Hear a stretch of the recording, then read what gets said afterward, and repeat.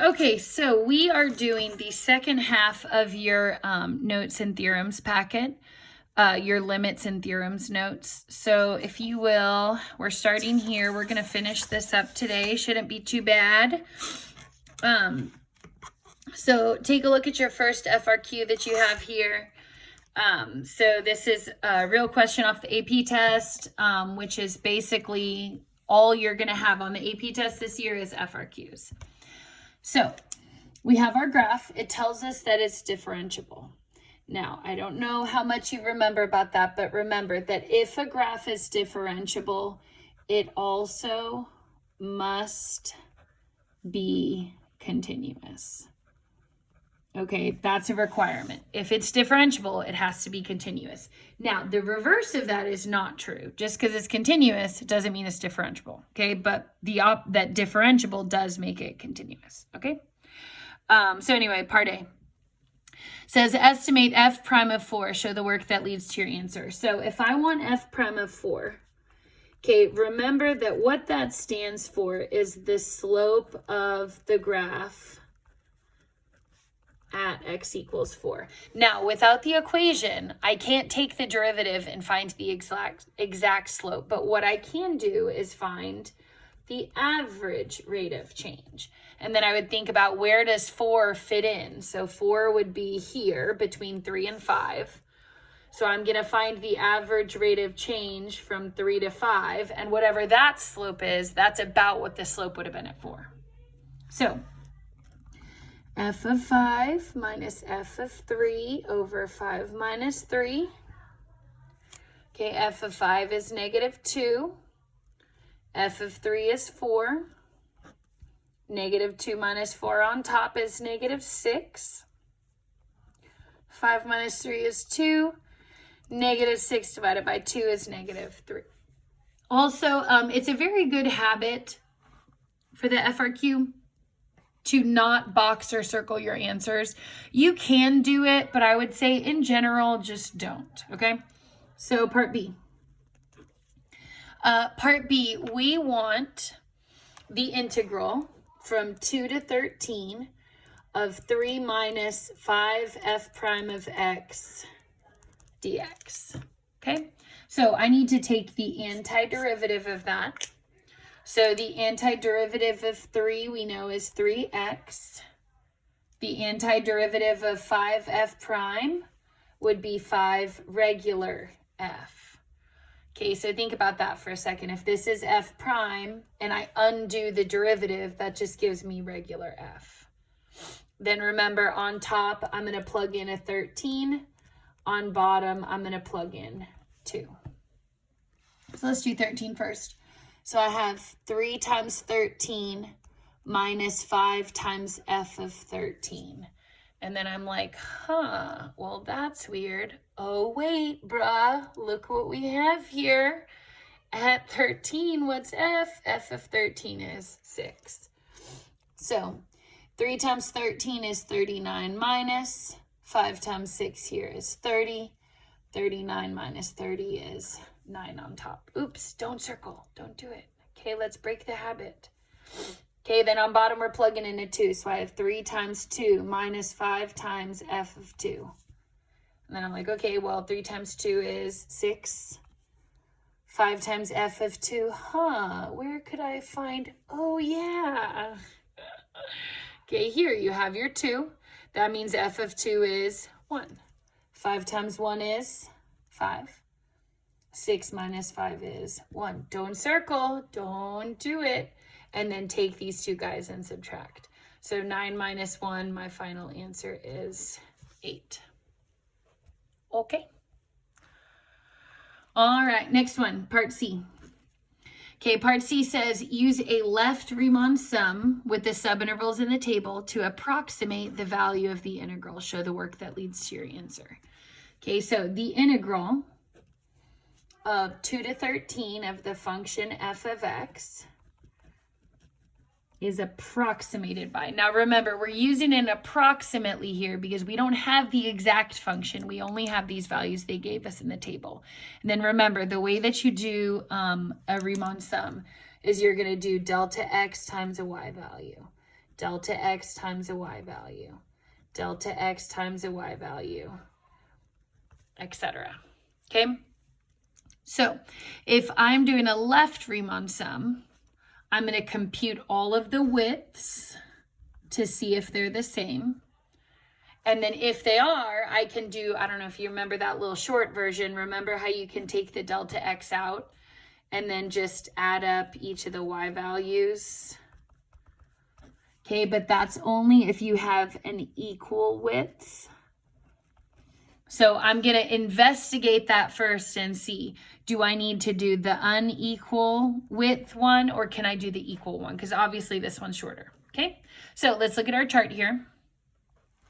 So my first delta x from 2 to 3 is 1.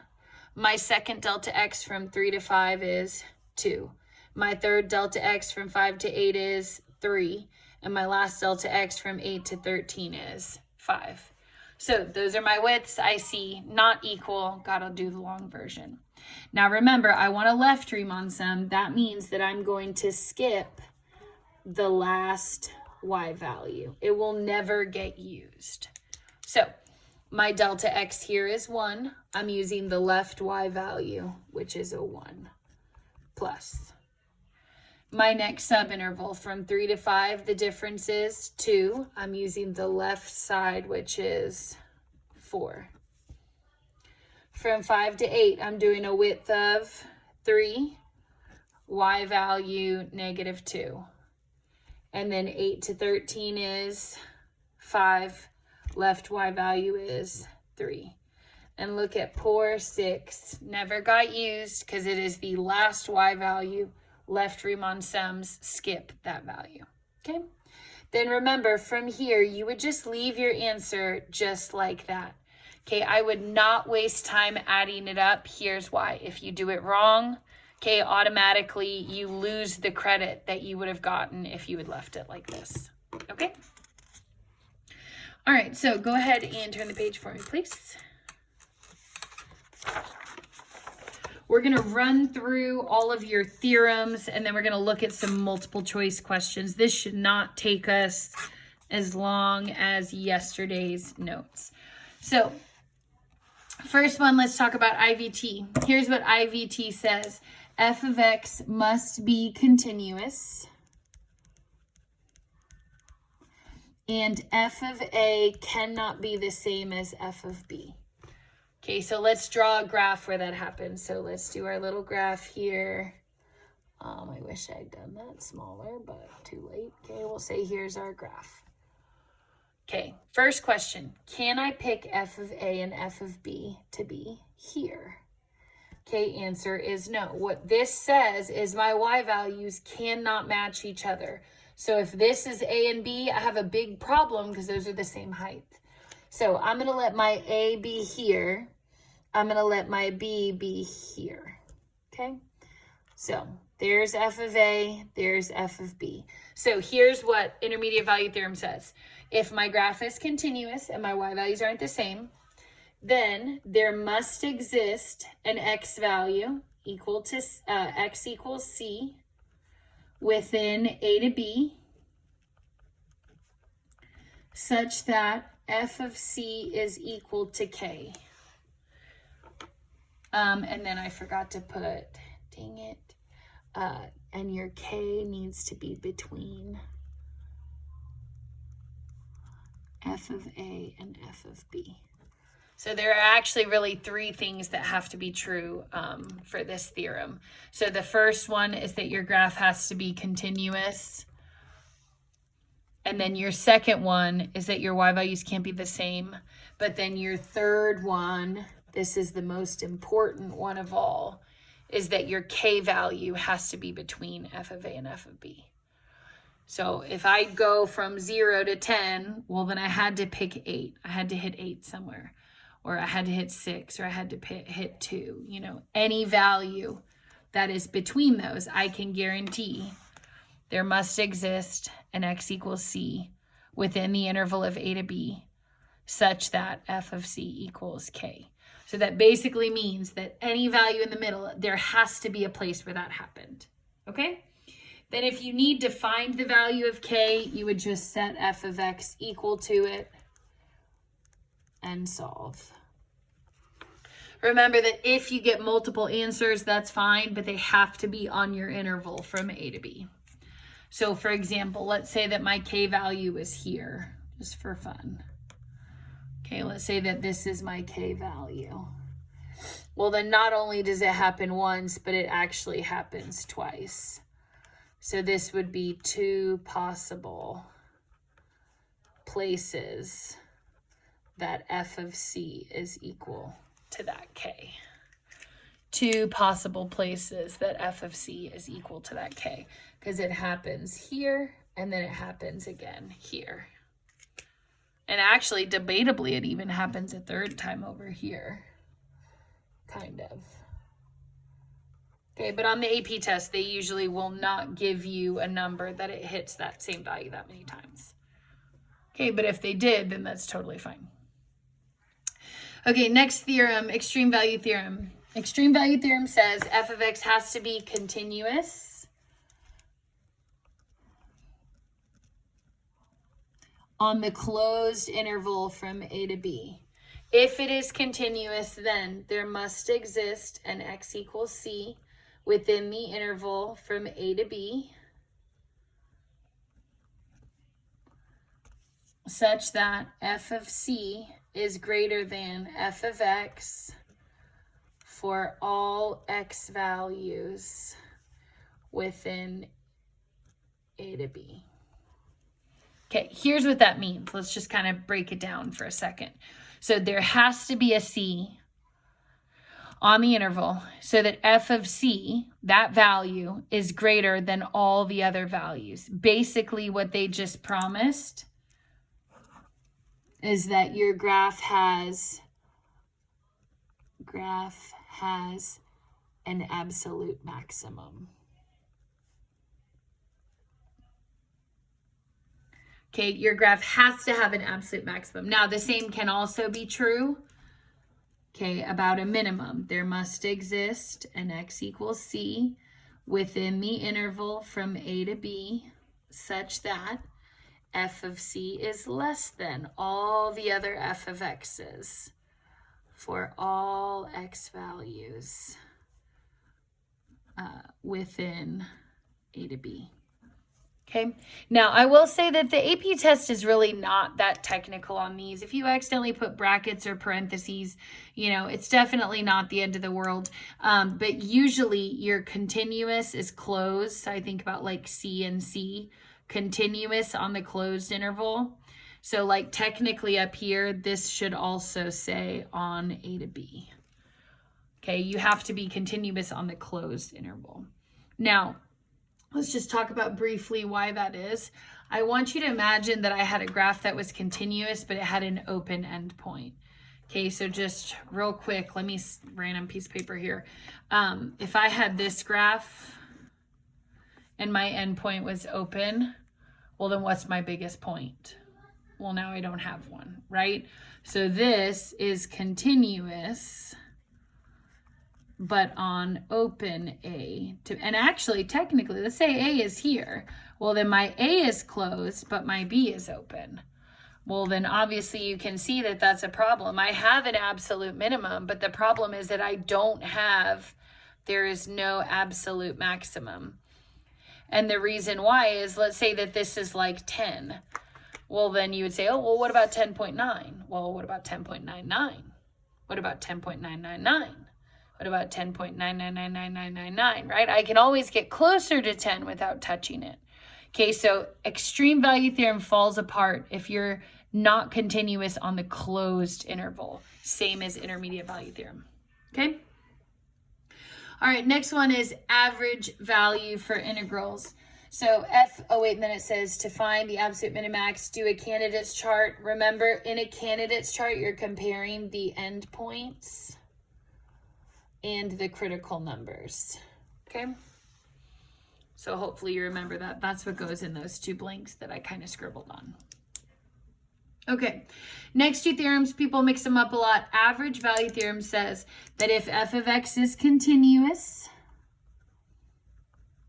on the closed interval a to b, remember continuous closed, they both start with c, then there must exist an x equals c within the interval from a to b such that f of c is equal to the average value. Okay, and so I want you to think about basically all that this means is that if I compute the average of a specific graph, there has to be a place that average happened. Now, that should just kind of make sense, right? Let's go back to our graph that we drew up here. So it looks kind of like this. Okay, so if I were to find the average value, okay, if I'm trying to find like the average height of this, then I might say, oh, well, the average is probably like here. That's the average. Okay, well then think about, if it's the average, then it's between the endpoints. And if it's between the endpoints, then I have to hit it. Does that make sense? Okay, now I will also say that one is pretty much off the AP test because it's in Unit 8, I think. So you don't necessarily have to know that. I think they might have cut that. Next one. Mean value theorem says, now this is the first theorem where your graph has to be continuous on the closed interval, but differentiable on the open interval. Okay, so this is the very first theorem out of the ones we just covered that requires not only to have to be continuous, but it also has to be differentiable. Okay, if that is true, then there must exist an x equals c within the interval from a to b such that f prime of c is equal to f of b minus f of a over b minus a. Okay? And so keep in mind what that's basically saying is whatever my average rate of change is, that's this side, okay, that there has to be a place where my slope is exactly that same value as the average slope. So let's go back to my same little graph here. So if this is my graph, here's my A, here's my B. Average rate of change is the secant slope between those 2 points. So if I draw my slope in, I'll do it here in pink, from here to here, oops. Okay, if that's my average rate of change, then it's saying there has to basically be a point, at least one, where my tangent slope, okay, because remember, that's what f prime is, where my tangent slope is perfectly equal to that. So if I kind of go to like this point right here, okay, that would be an example of my C. And then also too, I could even have another one kind of over here, where my average rate of change is the same as my tangent line. And that will always happen if your graph is continuous on the closed interval, differentiable on the open interval. Okay, next one. Rolle's theorem. Rolle's theorem has to be continuous on the closed interval,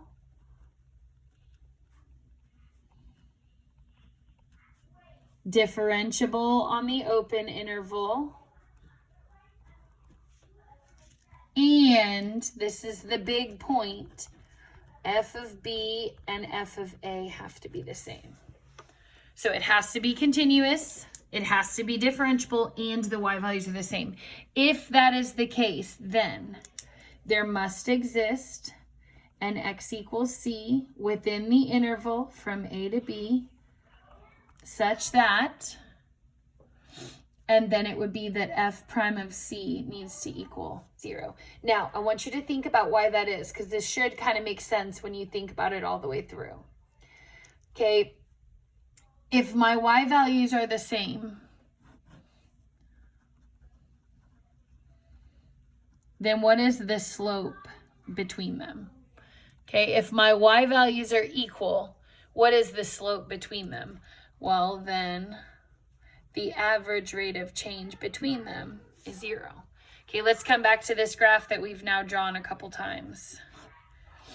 Okay, so it's like this, right? If I pick these 2 points and they're equal, well, then how can I go from this height back to this height if I don't do a little flat spot.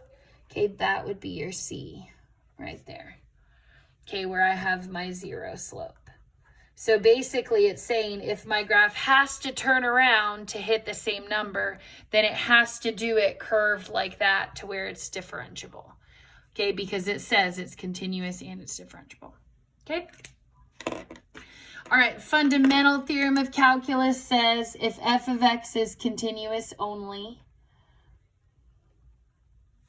then the integral from a to b of little f of x dx is capital F of b minus capital F of a. And then remember, capital F is the antiderivative of little f. Okay? And then the second fundamental theorem says if you take the derivative of an integral from a constant to x of f of t dt, that you can take that letter and plug it in. Hopefully you remember that. So when I take the derivative of this integral, the antiderivative of little f is capital F, but then I have to take the derivative of it, so I end up basically just with f of x again. Also remember that there's a chain rule of that.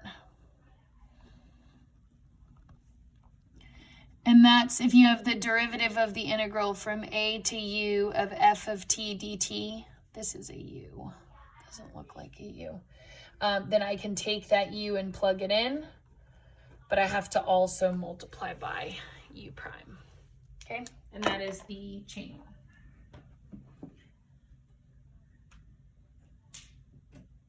Okay, so when you're ready, go ahead and turn the page. I'm going to plug my phone in here so it doesn't die.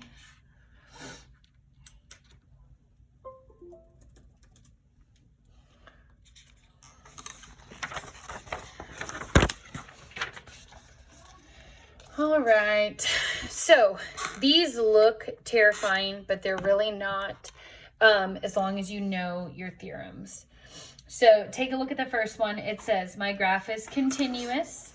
Notice that this is a closed interval, just like it's supposed to be. Okay, then notice also that it says it's differentiable on the open interval. Okay, just like it's supposed to be. Then it says which could be false. Okay, so let's think about each of the theorems. So the first one says f prime of c equals f of b minus f of a over b minus a. This is the average rate of change. So let's flip back over, look at the theorems, and see which one says f prime of c needs to equal the average rate of change. Okay, well, hopefully, if I can ever get back to that page, okay, hopefully, if you look at it, you can see which theorem says that. Oh, my goodness. Hopefully, you can see which one says that. It is this one. Okay, so when is f prime going to be guaranteed to be equal to the average rate of change? When f is continuous and differentiable. So did it tell me that it's continuous and differentiable? Yes, it did. That is guaranteed to be true thanks to mean value theorem. Check. Okay, next one says f prime of c needs to be equal to 0. Okay, well, let's look back at my theorem, see where that's the conclusion. F prime of c equal to 0. Okay, found it here. So f prime of c is for Rolle's theorem. Remember, Rolle's theorem has to be continuous and differentiable, and big giant and here, f of b and f of a have to be the same. Now remember why that is. When f of a and f of b are the same, your y values are the same. That makes your average rate of change 0. So it's saying, how can I go from this number back to the same number without hitting 0? Now let's look at my question. It tells me it's closed and continuous, open and differentiable. Did it ever say that f of a and f of b are equal? Okay, this is your correct answer. Okay, and so I will put never stated f of A and f of B are the same. So can't use Rolle's theorem. Okay, because it's asking which one could be false. So if they didn't state all of the conditions for the theorem that they're trying to use, then you cannot use that theorem. Okay, now let's look at the next two. This says f has to have a minimum and it has to have a maximum.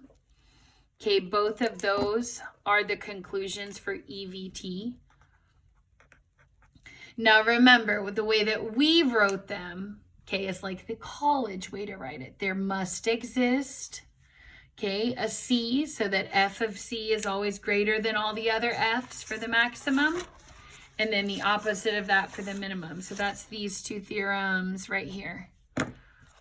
Okay, it says there must be an x equals C so that it's greater than all the others. Then there must be a C so that it's less than all the others.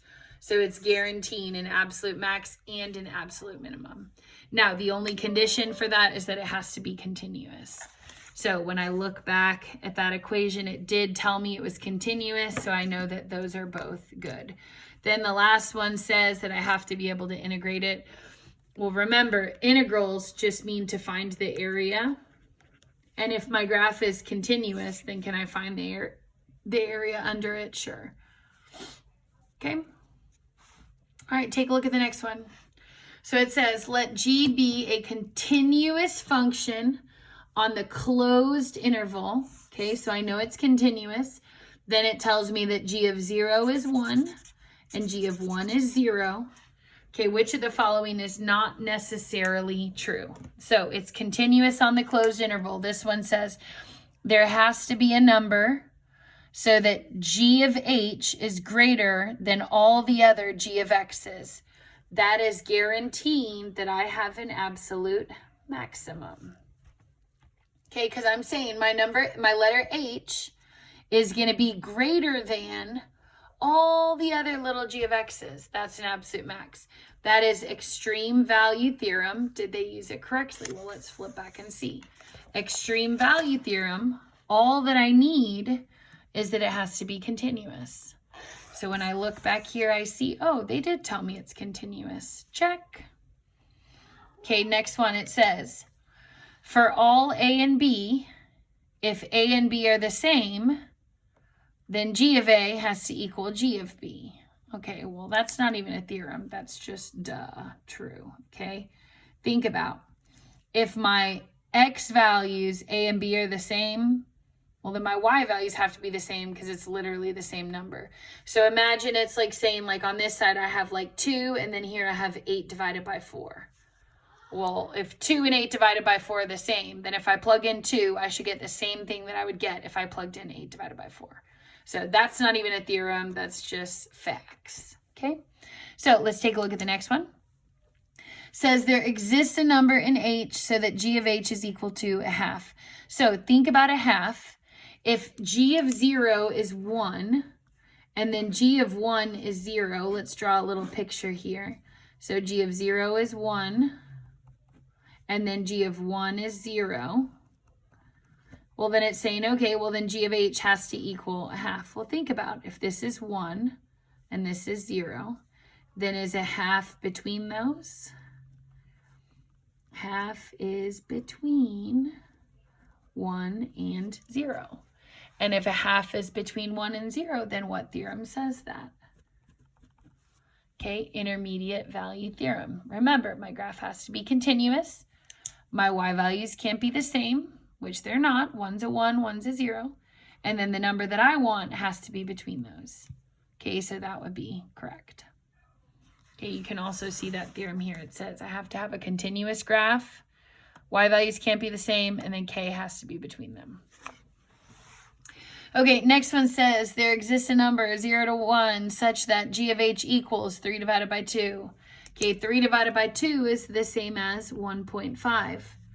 So think about, if this is a 0 and this is a 1, well, is 1.5 between those? Okay, that's a big fat no. Okay, that is not necessarily true. Now, could my graph hit 1.5 and come back down? Sure. But is it necessarily true? Can I promise it? The answer is no. So I would put here 3/2 is not between 1 and 0. Okay, and if it's not between them, then I can't promise that it's going to happen. Okay. Ooh, all right, next one. So it says I have a function that is continuous on the closed interval. Then it says it's differentiable on the open interval.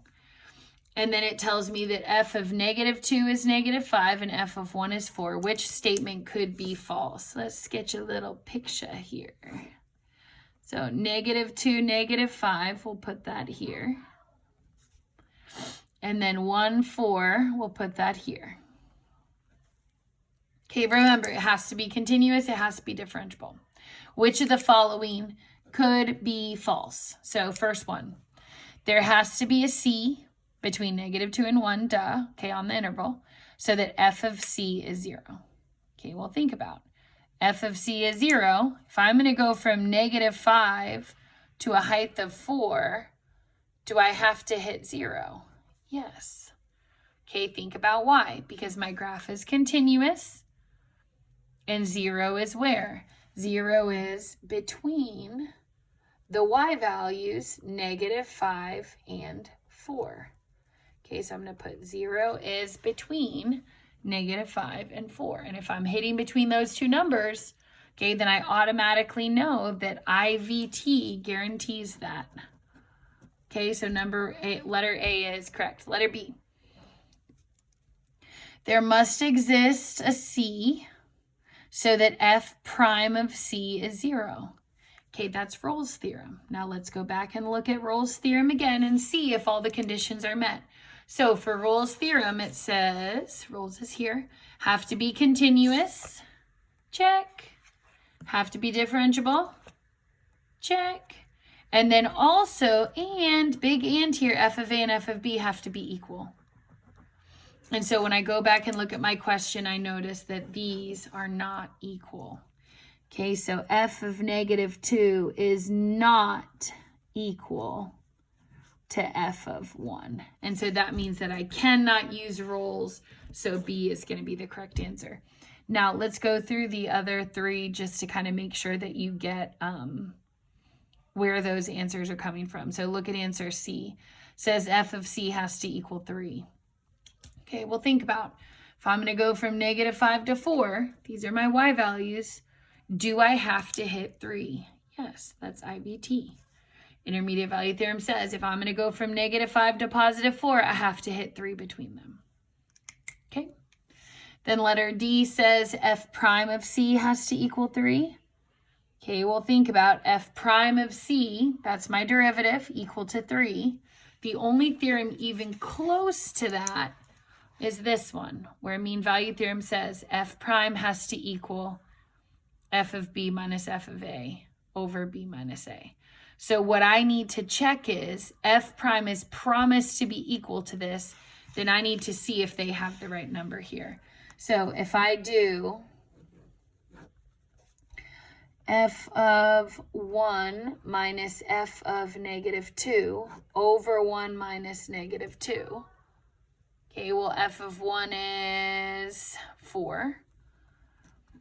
F of -2 is -5. And then 1 minus -2, that's really a plus, that's a 3.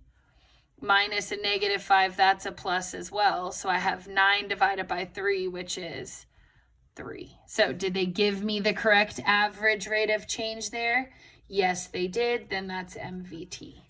And remember, oh, you can't even see what I wrote. Dang it. So look, I did f of 1 minus f of -2 over 1 minus -2. Then I did 4 minus -5 on top because I just pulled those numbers from here.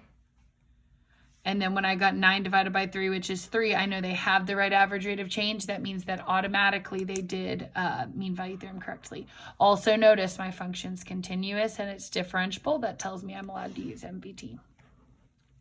Okay, last one, part E says there exists a C so that f of C, this is my guy, has to be greater than all the other f of x's on the entire interval.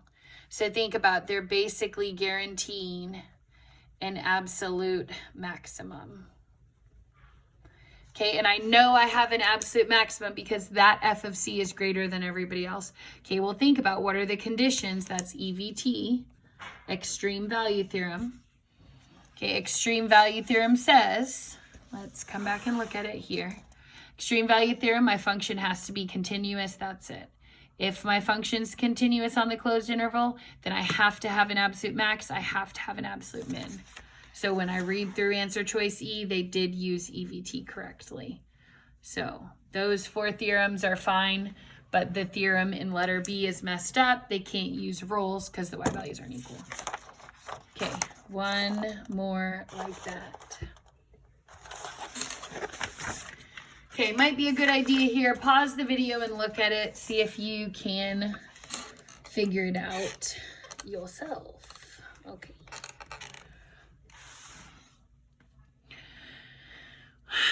So it says my function is continuous on the closed interval. Then it tells me that, so it's continuous, f of 2 is 17, f of 5 is 17. Which of the following additional conditions guarantees there's a number c on the interval where f prime of c is 0? Okay, so this one is phrased a little bit differently, but it says, I know the graph is continuous. I know f of 2 and f of 5 are both equal to 17. Which additional condition guarantees there's a number c so that f prime of c is 0? Well, let's flip back to our theorems. F prime equal to 0, that's Rolls. Rolls is here. And it says that I have to be continuous. They said that. I have to be differentiable. And my y values have to be the same. Well, they told me it's continuous. They told me that these are the same. They're both 17. So then what's missing? That my graph has to be differentiable, which is, bam, letter C. Okay, good job. All right, so take a look at your last FRQ. I think I'm gonna make you guys just do this one tomorrow since it's kind of a lot of stuff. So go ahead and save that last one. You should be working on your homework for this week. And remember, you have 2 things to do for homework. So one of them is your paper homework that you could have printed. Okay, it's this guy right here, homework 6, AP review. I'll send out the answer key to that. The other thing that you should be doing is your progress check off of the College Board website. So do you remember where we logged in to register for the AP test? Okay, on College Board, you're gonna do your progress check. And you're gonna do 2 of them. You're gonna do units 2A and B, and then unit 3. Okay, so those are gonna be due on Monday. So you have basically this whole week to do them, and I'll send you a video of how to do that, just how to pull them up and stuff on the computer. Okay. Okay, so this is the last question off of your packet, which is the review of limits and theorems. Okay, so you're looking right here, last question. Let's do it. Okay, so it says my functions f and g are differentiable for all real numbers and g is strictly increasing. Remember that differentiable means that it is also continuous. Okay, that is part of being differentiable, is that it also has to be continuous. So part A says, explain why there must be a value r from 1 to 3 such that h of r is -5.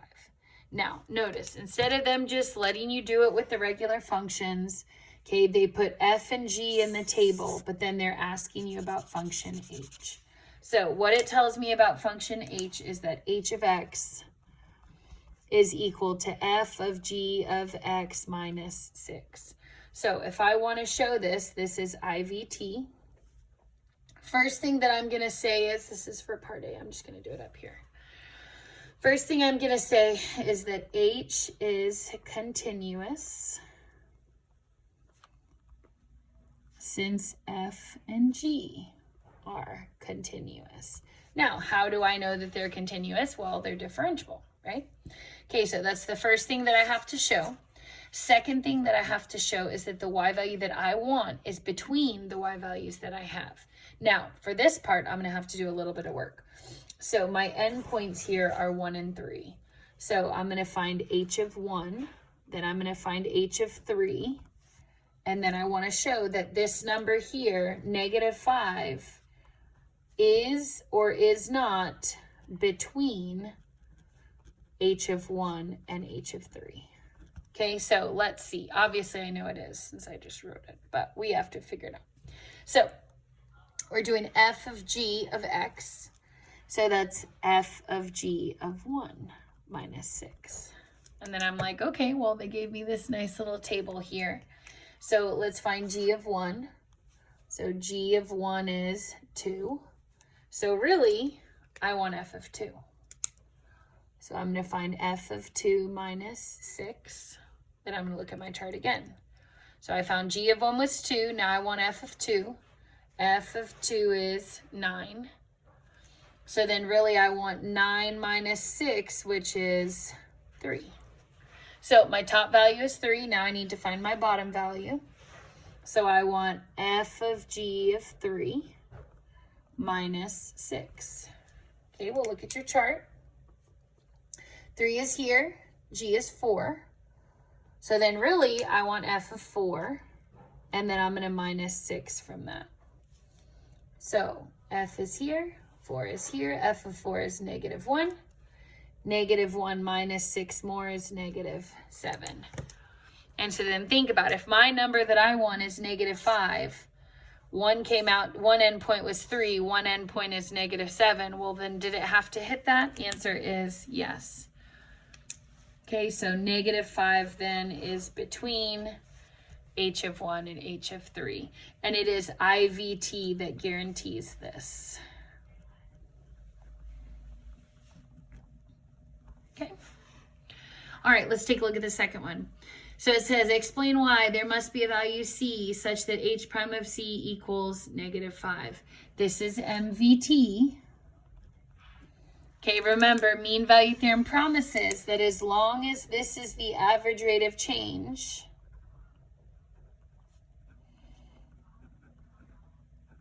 and my function is differentiable, okay, then I know that I can promise that it had to hit that. So let's do part B down here. Okay, so first thing we know is that both of these functions are differentiable. So if f and g are both differentiable, then I automatically know that h is differentiable as well.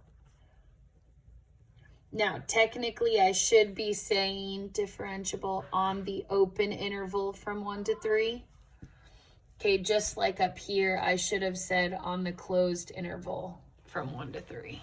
Okay, so technically, I would just be careful about that. You want a closed interval for continuous. You want an open interval for differentiable. Okay, so has to be differentiable because f and g are.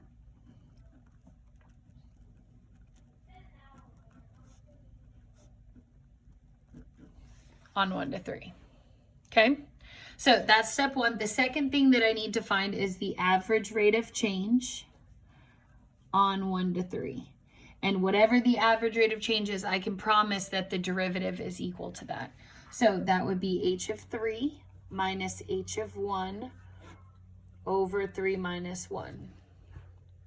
So then I'm going to look at my part A. Notice I just found these. Okay, h of 3 came out to be -7. H of 1 came out to be 3. So I have -7 minus 3 over 3 minus 1. So h of 3 was -7, h of 1 was 3. So I plugged those in here from part A. -3 minus 7 is -10. 3 minus 1 is 2. -10 divided by 2 is -5. So did they get the correct average rate of change? Yes, they did. Okay. So then I would explain MVT guarantees this.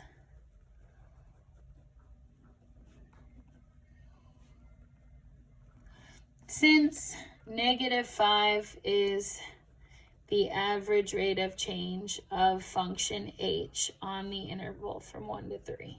Okay, and then we already stated the stuff about it being differentiable. We showed our work here, which is obviously very important if it's free response. Okay, next part. Let w be the function given by w of x equals 1 to g of x f of t dt. So let's write that down. So w of x equals 1 to g of x of f of t dt. So then if I want w prime of that, that's the derivative of this, which means I'm just going to take that middle part and I'm going to plug it in. So take your g of x. Okay, and now notice when I plug that into the middle, I'm going to have to multiply by the derivative of this endpoint, which is going to be g prime of x. So that is the second fundamental theorem of calculus, but it's the chain rule version. Okay. So from there, I'm taking my g, I'm plugging it into f. Okay, and then remember, I'm multiplying by the derivative of the back of that. So then from there, if that's w prime of x, I want w prime at 3. So then I would say, okay, well then w prime of 3 needs to be f of g of 3 multiplied by g prime of 3. And then I'm going to pull all these values out of my chart. So g of 3, I can see here, g of 3 is 4. And so then I want f of 4 times g prime of 3. Make sense? So g of 3, pulled that out, that came out to be 4. And then f of 4 comes out to be negative 1. And then negative 1 times regular, oh wait, this is g prime of 3. So g prime is this column, 3 is 2. So I'm doing negative 1 times 2, which is negative 2. Okay, that's your answer for part C. Very last part of the question, part D. Okay, it says that g inverse is the inverse function of g. Write an equation for the line tangent to the graph of g inverse at x equals 2. So remember, this is super easy. We just haven't looked at it in a long time. So you're going to have your function g and then your function g inverse. Okay, remember, these are inverses to each other. That means that for g inverse, we want x to be 2. Well, then it's 2 comma something. Well, then for regular function g, remember that this ordered pair is going to be backwards. So if g inverse's x value is 2, then for y, it's something comma 2, where 2 is the y value. And then I'm going to skim my chart and look to see when g is equal to 2. So g is here, 2 is here, my x value is 1. And if g's ordered pair is 1, 2, then g inverses is 2, 1. Then from there, I need the slope. Remember, slope is g prime of 1. So I'm looking back up here at my chart at 1. My y value is 2. My derivative is 5. That's my slope. Well, then hopefully you remember that for an inverse, all you have to do is take the original slope and then fix it. So it would be a 1/5. And then from there, we have our point. Boom. We have our slope. Boom. Then we're ready to write the equation of our tangent line. So it's y minus 1, slope of a 1/5, x minus 2. Good? All right, get that homework done. Good job.